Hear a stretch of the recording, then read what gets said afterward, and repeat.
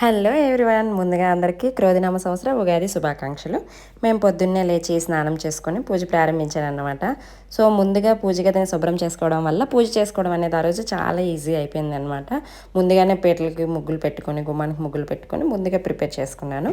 అలాగే మామిడి తోరణాలు, పువ్వులతో పటాలన్నిటికీ శుభ్రంగా దేవునికి అలంకరించేసి దీపం వెలిగించాను. దీపం వెలిగించినాక నైవేద్యాలు, కొబ్బరికాయ కొట్టి నైవేద్యాలన్నీ ప్రసాదంగా పెట్టేసి సో హారతి ఇచ్చేసి పూజ తొందరగానే ముగించుకున్నాను.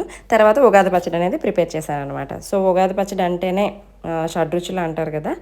సో ఉగాది రోజు ఉగాది పచ్చడి తిన్న తర్వాతనే ఏదైనా తినాలని ముందు నుంచి మాకున్న ఆనవాయితీ అనమాట. సో అందువలన ఏంటంటే ఫస్ట్ ఉగాది పచ్చడి తిన్నాము దాని తర్వాత ఏదైనా తినాలి. అందుకే ముందుగా ఉగాది పచ్చడి అంటే షడ్రుచులు కదా, వేప, పులుపు, కారం, ఉప్పు, తీపి ఇలా అన్ని రకాలు కలుపుకొని ఉగాది పచ్చడి ప్రిపేర్ చేశాను అనమాట.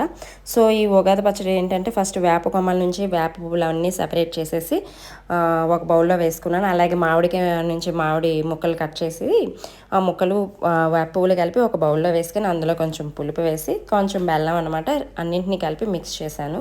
ఉగాది పచ్చడి అంటే చాలామంది చాలా వేసుకుంటారనమాట. ఎవరికి నచ్చిన విధంగా వాళ్ళకి, ఎవరికి ఉన్న పద్ధతులు బట్టి వాళ్ళకి నచ్చిన విధంగా వేసుకుంటారు.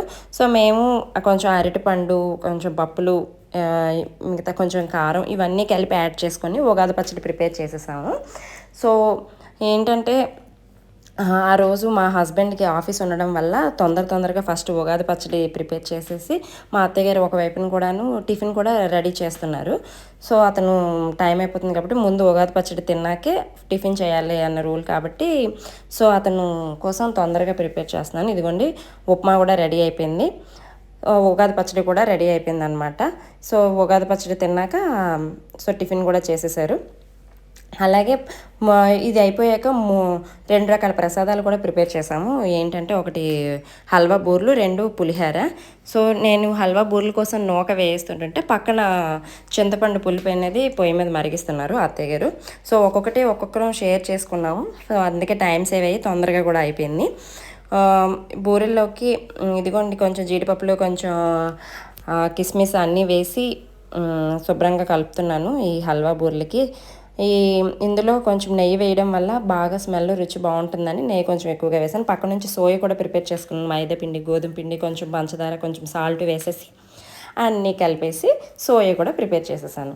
సో నేను ఇక్కడ ఈ హల్వా పక్కన కూడా రెడీ అయిపోయింది. వాటిని తీసుకొని ఉండలుగా చుట్టుకొని పక్కన పెట్టుకున్నాను. ఈలోపు ఈ ముద్దనంతటిని కలిపి ఉండలుగా ప్రిపేర్ చేసి పక్కన పెట్టేశాను. సో ఈలోపు మా అత్తయ్య గారు కూడాను ఈ పులిహోర రెడీ చేస్తున్నారనమాట. పోపులన్నీ వేసేసి చింతపండు పులుపు ఇందాక చూపించాను కదా, ఆ విధంగా మరిగాక సో పులిహోర కూడాను చింతపండు పులిహోర చక్కగా కలిపేశారనమాట. సో ఈ 2 నేను కూడాను పక్కన బూర్లు ఈ సోయలో ముందుగానే సోయ ప్రిపేర్ చేసుకున్నాను కదా, ఆ సోయలో ఉండలు ముంచేసి పెనం పెట్టి అందులో బూర్లు అనేది వేయించేసాను.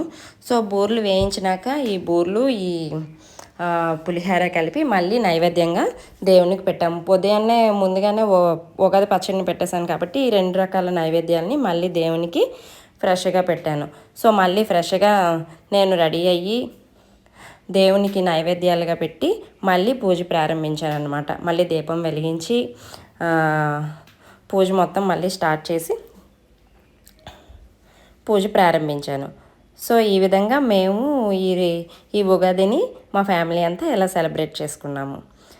మీకు కనుక నచ్చినట్లయితే లైక్ చేసి సబ్స్క్రైబ్ చేయండి.